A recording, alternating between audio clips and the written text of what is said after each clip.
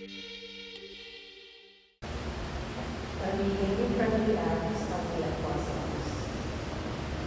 We set sail from Troas, making a straight run for some days, and on the next day to Neapolis, and from there to Philippi, a leading city in the district of Macedonia and a Roman colony.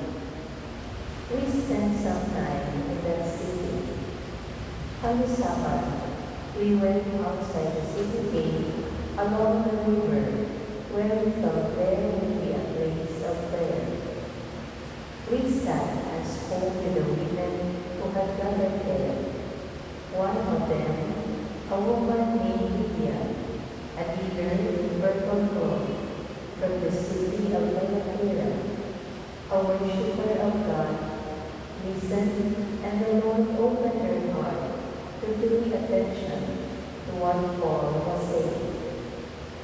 After she and her household had been baptized, she offered us an invitation. If you consider me a believer in the Lord, come and stay at my home. And she prevailed on us.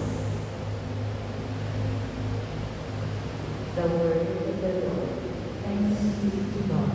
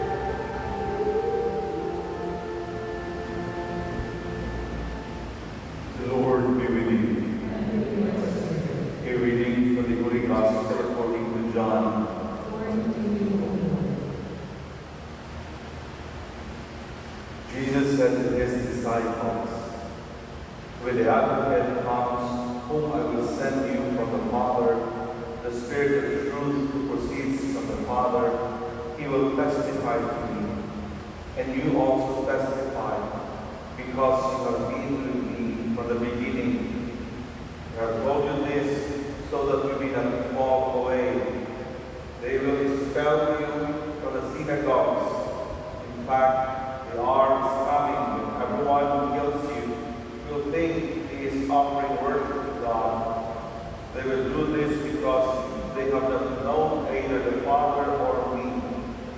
I have told you this so that when their hour comes, you may remember that I told you." Sisters and brothers, the Gospel of the Lord. Praise to you, Lord Jesus Christ.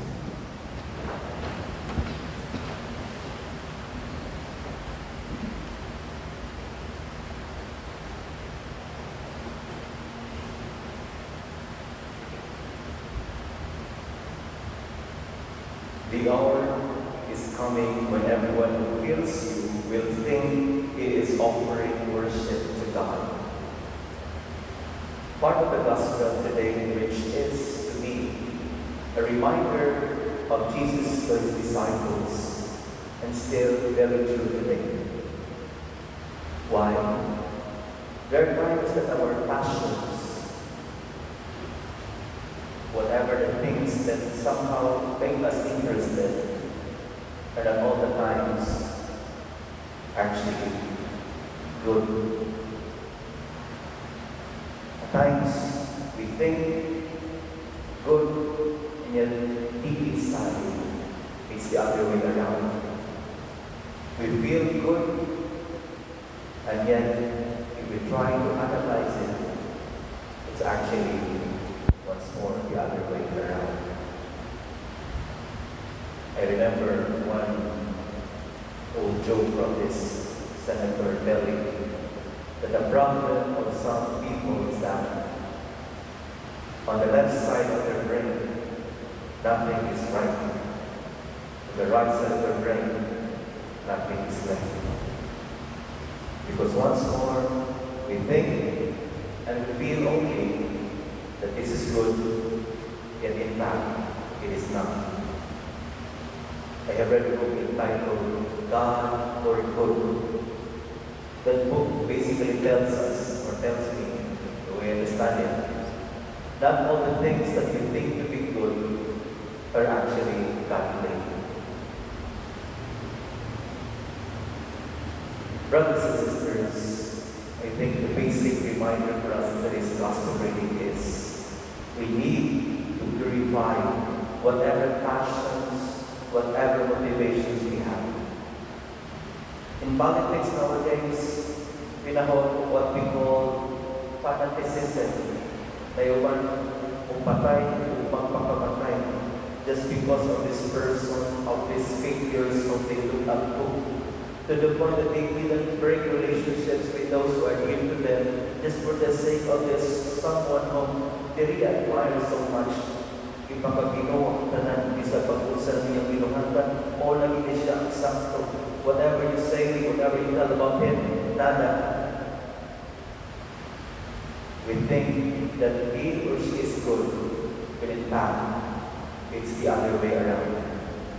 Even in spirituality, in ministry, I am reminded of a classic story when Saint Mother Teresa visited one of his sisters in the convent.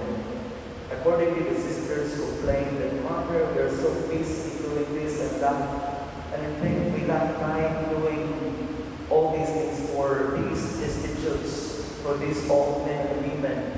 And I think we need to deduct 30 minutes in our exposition or whole hour a day just for these people."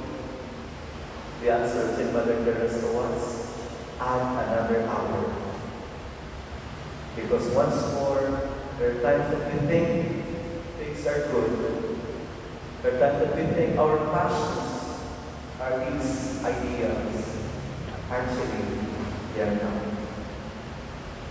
In today's gospel, the first part, it says, when the advocate comes, whom I will send you from the Father, the Spirit of truth who proceeds from the Father will testify to me.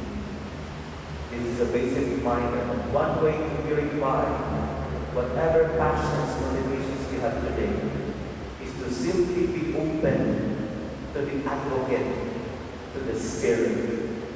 There are times once more that we can become close-minded na mga sakto, mga tinugod, to the point na kita may nahibaw mo na the other people like that. Openness to the advocate, openness to the Spirit. And this is what this woman in the first reading did. She was never